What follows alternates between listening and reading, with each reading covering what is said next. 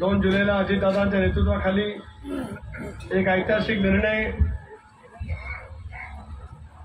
लोकशाहीच्या माध्यमातून पक्षामध्ये आम्ही सर्व मंडळींनी घेतला। आदरणीय दादा असतील, प्रफुल्लभाई असतील, भुजबळ साहेब असतील, धनंजय मुंडे असतील, हसनजी मुश्रीफ साहेब असतील, राज्यभरामध्ये काम करणारे राष्ट्रवादी काँग्रेस पक्षाचे सर्व प्रमुख सहकारी असतील, सर्वांनी मिळून ठरवलं की बहुजन समाजाचं व्यापक हित लक्षामध्ये ठेवायचं असेल तर आपल्याला सरकारमध्ये त्या ठिकाणी सहभागी झालं पाहिजे। सरकारमध्ये सहभागी होत असतानाच त्या विचारधारेवर आम्ही दीर्घकाळ त्या ठिकाणी राजकीय दृष्ट्या काम केलं, सर्व नेते मंडळींच्या पद्धतीने काम केलं। ती आमची धर्मनिरपेक्ष विचारधारा, शाहू फुले आंबेडकरांची सामाजिक समता याला सोबत ठेवतच एनडीएमध्ये सहभागी होण्याचा निर्णय आम्ही सामुदायिकरित्या त्या ठिकाणी घेतला। तो निर्णय घेत असतानाच महाराष्ट्राचा हिताचा तो निर्णय होताच। नरेंद्र मोदींच्या नेतृत्वाखाली देशभरामध्ये राष्ट्राच्या उन्नतीचं, प्रगतीचं, जगभरामध्ये मान उंचावणारं काम त्या ठिकाणी होत असताना त्या माध्यमातूनच राज्याच्या कामाला सुद्धा गती त्या ठिकाणी मिळावी हा त्याच्या पाठीमागचा व्यापक हेतू निश्चितपणाने होता। डॉक्टर बाबासाहेब आंबेडकरांनी या देशाला संसदीय लोकशाही प्रणाली व्यवस्था दिली। देशाच्या केंद्र सरकारने काय काम करावं, राज्य सरकारने काय काम करावं, हे संघ राज्याच्या कल्पनेमध्ये डॉक्टर बाबासाहेब आंबेडकरांनी त्या ठिकाणी नमूद केलं। अशा वेळेला केंद्र आणि राज्य सरकार एका विचाराची असली तर त्या त्या राज्याच्या प्रगतीला, त्या त्या राज्याच्या विकासाला त्या निमित्ताने गती मिळू शकतोय असाही मूलतः हेतू आम्हा सर्व मंडळींच्या या सरकारच्या सहभागाच्या माध्यमातून त्या ठिकाणचा निश्चितपणाने होता।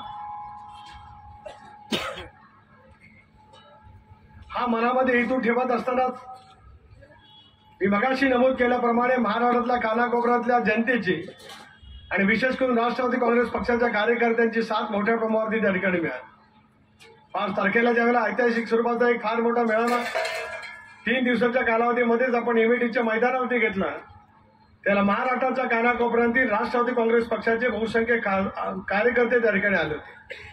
विविध जिल्ह्यांचे जिल्हाध्यक्ष सुद्धा त्या ठिकाणी उपस्थित होते। राष्ट्रवादी काँग्रेस पक्षाचे विधिमंडळातले जे 53 विधानसभा सदस्य आहेत त्यापैकी 43 विधानसभा सदस्यांनी, परिषदेमधल्या 9 विधान परिषदेच्या सदस्यांपैकी 6 विधान परिषद सदस्यांनी, झारखंडमध्ये एका राष्ट्रवादी काँग्रेस पक्षाचे विधानसभा सदस्य आहेत त्यांनी, नागालँडमध्ये 6च्या 6 विधानसभा सदस्यांनी अजितदादांनी घेतलेल्या नेतृत्वाच्या पाठीमागे उभा राहण्याचा ठामपणे निर्णय घेतला आणि संघटनेच्या पाठीमागे ताकद ज्या पद्धतीने गेल्या 25 वर्षामध्ये अजितदादांनी उभी केली होती त्याचा एक निर्विवाद पद्धतीचा सिद्धता त्या ऐतिहासिक निर्णयाच्या माध्यमातून त्या ठिकाणी झालेली पाहायला मिळू शकते। एकनाथ रावच्या नेतृत्वाखाली राज्यामध्ये महायुतीचं सरकार त्या ठिकाणी काम करत आहे। देवेंद्रजी फडणवीस यांच्या नेतृत्वाखाली त्या ठिकाणी सरकार काम करत आहे। अजितदादांचा आपल्या सर्व मंडळींचा सरकारमध्ये सहभाग झाल्याच्या नंतर त्याच्यामध्ये अधिक व्यापकता त्या ठिकाणी आली। बेरोजगारांचे वेगवेगळे प्रश्न सोडवून एक वेगळे निर्णय त्या ठिकाणी घेण्यामध्ये आले। महिला भगिनी या ठिकाणी फार मोठ्या संख्येने उपस्थित आहेत। खरं तर आमच्या तालुकाध्यक्ष महिला भगिनींना सुद्धा बोलायचं होतं, पण 6 वाजता मला निघावं लागायचं असल्यामुळे 7 वाजता दर मंगळवारी आपल्या आमदारांची बैठक ही अजितदादांच्या बंगल्यावरती त्या ठिकाणी होत असल्यामुळे थोडंसं वेळेअभावी काही लोकांना आपलं त्या ठिकाणी मनोगत व्यक्त करता आलं नाही। राज्यामध्ये 4थं महिला धोरण त्या ठिकाणी आज राज्य सरकारने जाहीर केलं। आधी ती महिला कल्याण खात्याची मंत्री म्हणून तिचाही त्याच्यामध्ये फार मोठ्या प्रमाणावरती सहभाग होता आणि महिलांच्या सर्वांगीण प्रगतीपथावरती आज हे राज्य सरकार त्या ठिकाणी काम करण्याचा प्रयत्न करत आहे। सर्वांभिमुख ज्यावेळेला काम करण्याची मानसिकता सरकार ज्यावेळेला दाखवत असतं त्याच्याबद्दलच्या प्रतिक्रिया विशेष करून शेतकरी वर्ग, बळीराजा, उशिरा झालेला, कमी झालेला पाऊस, अवकाळी आलेला पाऊस, गारपिटीमुळे त्रस्त झालेला शेतकरी, या शेतकऱ्यांच्या हिताच्या दृष्टिकोनातून सुद्धा काही क्रांतिकारी निर्णय या सरकारच्या माध्यमातून घेतले गेलेले आपल्याला त्या ठिकाणी पाहायला मिळू शकतात। अशाच वेळेला लोकसभेच्या निवडणुका आता नजीकच्या कालावधीमध्ये येते। मला सुधा शेठ तुमचं मनापासून अभिनंदन करायचं आहे। कर्जतला त्यावेळेला आपले राष्ट्रीय अध्यक्ष अजितदादा आले, कर्जतचं कार्य त्यांनी त्या ठिकाणी पाहिलं आणि त्यांनी तुमचं तोंड भरून कौतुक त्या ठिकाणी केलं। अजितदादा कोणाचंही कौतुक सहजासहजी करणार नाही, पण जे योग्य आहे, जे ताकदीचं आहे, जे मनापासून जे केलेलं आहे, पक्षाच्या सर्वांगीण भूमिकेसाठी केलेलं आहे त्याच्याबद्दल दादांनी तुमचं कौतुक केलं। तुम्ही कौतुकासाठी पात्र आहात, राहणार आहात, त्याच्यात कोणाच्या मनामध्ये काय मात्र शंका नाही, काही कारण नाही। पण कर्जतला कार्यालय झाल्याच्या नंतर खालापूरकरांना सुद्धा असं वाटलं बरोबरीने का होईना पण खालापूरला कार्यालय असलं पाहिजे. खोपोलीमध्ये शिवाजीराव तुपड येतात असे सगळे सहकारी आहेत.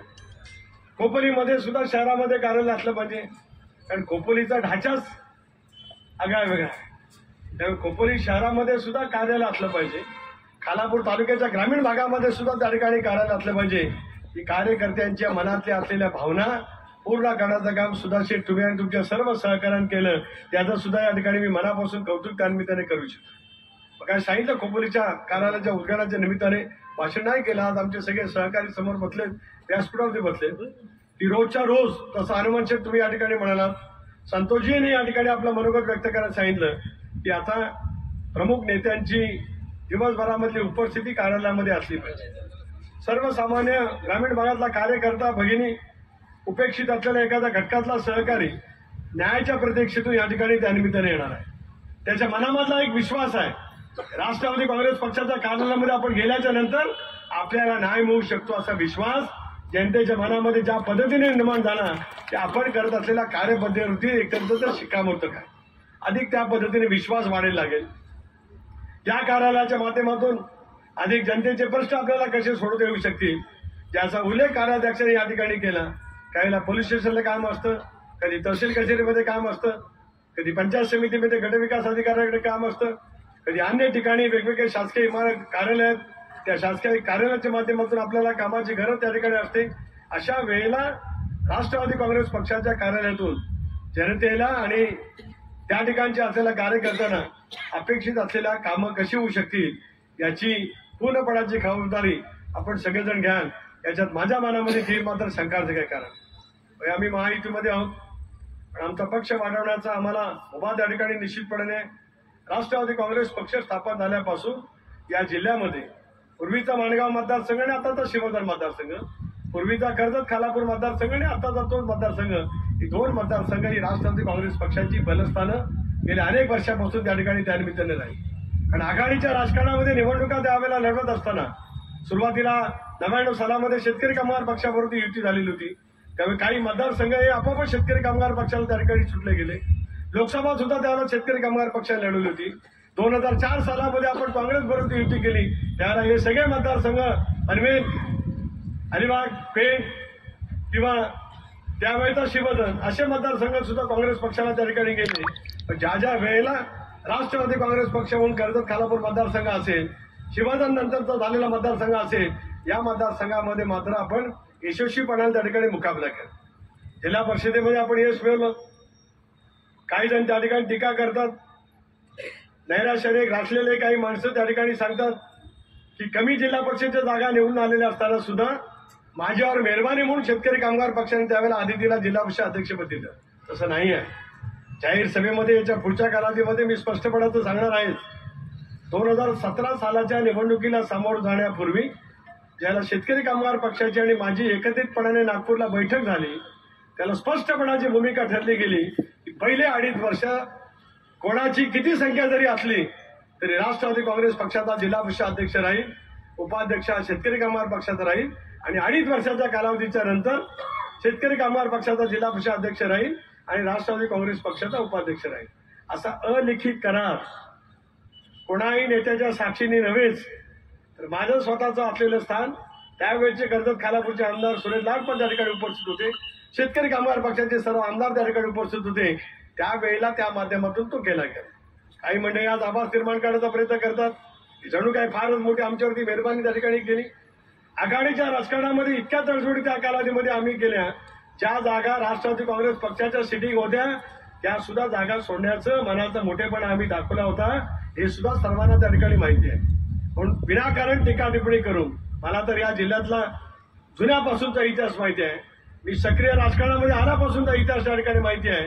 पण ज्या वेळेला राष्ट्रवादी काँग्रेस पक्षाची ताकद वाढते, शेवटी आंब्याच्या झाडालाच लोक दगड मारत असतात, फळ देणाऱ्या झाडाला. स्वाभाविकच राष्ट्रवादी काँग्रेस पक्षाचा जनाधार दादांनी घेतलेल्या नवीन भूमिकेच्या नंतर तर सुभारी कमी होण्याच्या पेक्षा सुधाशेठ आपण सामुदायिकरित्या जिल्ह्यामध्ये जास्ती वाढवला, याची पोटदुखी असलेली माणसं, काही प्रवृत्ती, काही पक्ष केवळ टीका करण्याखेरीज यापेक्षा दुसरी काय भूमिका त्या ठिकाणी घेऊ शकत नाही. विकासाच्या मुद्द्यावरती आपण ज्याला लढतो, एक निर्णय राजकीय दृष्ट्या घेतो, त्याला या तालुक्यामध्ये या मतदारसंघामध्ये सुद्धा अधिक झुकतं कसं देता येईल याचा सर्वंकष कळीचा प्रयत्न त्या ठिकाणी त्यानिमित्ताने झाला. उद्याच्या भवितव्याच्या कालावधीमध्ये लोकसभेच्या निवडणुकीला आपल्याला सामोरं जायचं आहे. देशामध्ये नरेंद्र मोदींच्या नेतृत्वाखालचं सरकार पुन्हा प्रस्थापित व्हावं या दृष्टिकोनातूनच आज एनडीए संबंध देशभरामध्ये त्या ठिकाणी वाटचाल करते. स्वाभाविकपणाने महाराष्ट्रामध्ये सुद्धा 48 जागाच्या लोकसभेच्या निवडणुकीला सामोरं जात असताना अधिकाधिक जागा कशा पद्धतीने आज महायुतीला त्या ठिकाणी मिळतील या दृष्टिकोनातून नियोजन करण्याचा प्रयत्न संबंध राज्यभर त्या ठिकाणी होत आहे. अशा वेळेला कर्जत खालापूरचा मतदारसंघ राष्ट्रवादी काँग्रेस पक्षाचा बालेकिल्ला आहे.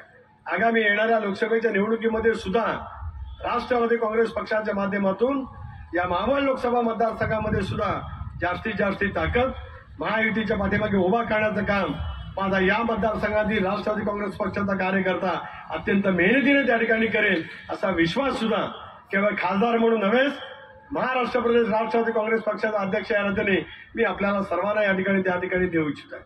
शेवटी देशाच्या राजकारणाला एक निर्णायक पैच्या क्षणावरती आपण ज्यावेळेला जात असतो त्यावेळेला आपली कार्यकर्त्यांची ज्या पद्धतीने आज आपल्या नेतृत्वाने घेतलेली भूमिका आहे त्या भूमिकेच्या पाठीमागे ठामपणाने उभा राहण्याच्या दृष्टीतून प्रयत्नाची पराकाष्ठा करणं हे आपल्या सर्वांचं कर्तव्य त्या ठिकाणी ठरू शकतं. आज या तालुक्यातील नवनिर्वाचित सरपंच सदस्य भगिनींचा आज आपण या ठिकाणी सत्कार करावा. शेवटी ग्रामपंचायतीच्या निवडणुकीच्या माध्यमातून सुद्धा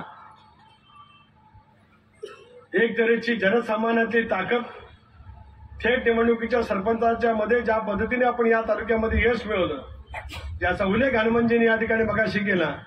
मगाशी गर्दी होतीच, वेळ 5ची होती, पण 7ची बैठक दादांची आजची नक्की ठरल्यामुळे प्रांताध्यक्ष म्हणून माझी जबाबदारी आहे तिथे त्या ठिकाणी वेळेवरती पोहोचणं.